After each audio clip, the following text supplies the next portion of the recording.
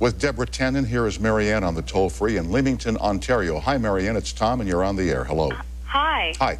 I was wondering, how does eye contact and facial expressions, such as smiling a lot, affect conversation? You know, you may expect me to say that eye contact is really important, but this is another thing that changes with conversational style. So there are some people who feel you really have to be looking at a person to show that you're listening.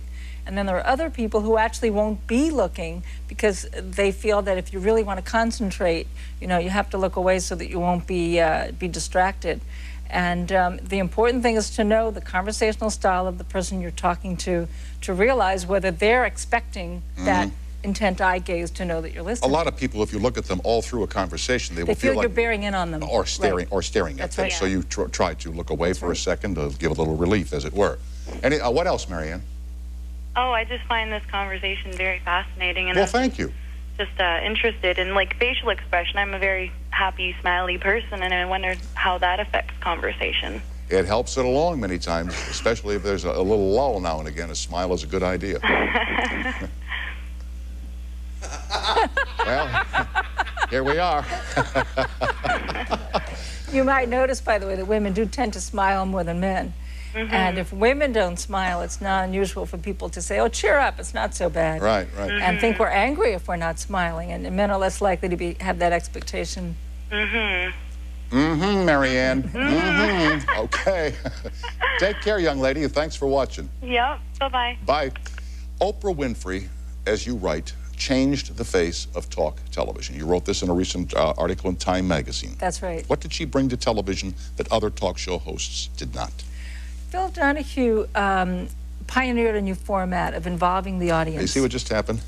What did Oprah Winfrey bring to talk television? I'm going to tell you what she added. And you said, Phil Donahue.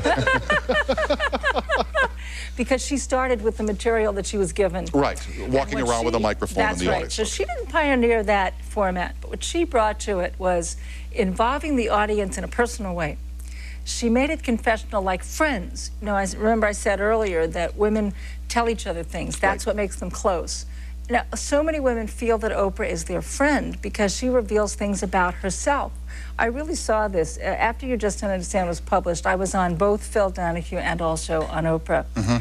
And the producers for Donahue really tried to focus on the information. There were certain points they wanted to get out from the book. From the book, right. And they would come out during the break and say, make sure you tell this one, make sure you tell that one. When I was on Oprah, first I was a little bit surprised that she wasn't getting that much information from me, and then I realized what she was doing was drawing out the studio audience, and she had invited couples on to talk about their own experience, and I realized they were really more the point of her show than I was as the expert, although it was my book that had brought up the topic. Right. And that is something that I think really revolutionized talk television. It was the confessional aspect. Get real people up, have them talk about their lives, and Oprah has a real gift for empathy. No question about it. I've seen her break out in tears when something happens on that program that touches her. She is feeling it. And the first thing she did starting the show was telling me how something she read in my book captured something she had experienced in her life with Stedman. And just, you know, here's the reference to her boyfriend. Everybody in the audience knows who that is. But she brought herself into it, her own experience. And that creates that connection with the audience. Do you know what else she does? She exposes her vulnerabilities. That's right. You know, and she's very frank about her failings and shortcomings as much as she touts her strengths. She's very honest about her shortcomings and where she feels vulnerable in her life. And that is what I call troubles talk. That is so much part of women's friendships. I tell you my problems, you tell me yours. And again, I was contrasting that where sometimes a woman is frustrated when she's telling a problem to a man, thinking he's going to reply with his problem, and instead he replies with a solution. And Oprah isn't doing that. She's doing what women do. I understand because I have the same problem. So what's the answer in 10 seconds or less? Understand that there are conversational style differences, and sometimes the adversarial approach is not going to be the best one. No, as a matter of fact, as my father always said in a conversation, never put your opponent in a position from which he or she cannot gracefully retreat. Huh? Very good. Deborah, I thank you for joining us tonight. It's been a joy. Thank you. Deborah Tannen is the guest. The book is called The Argument Culture. It's the one with the time bomb on the cover. We'll be right back, speaking of time bombs, to tell you about tomorrow night's show right after this break.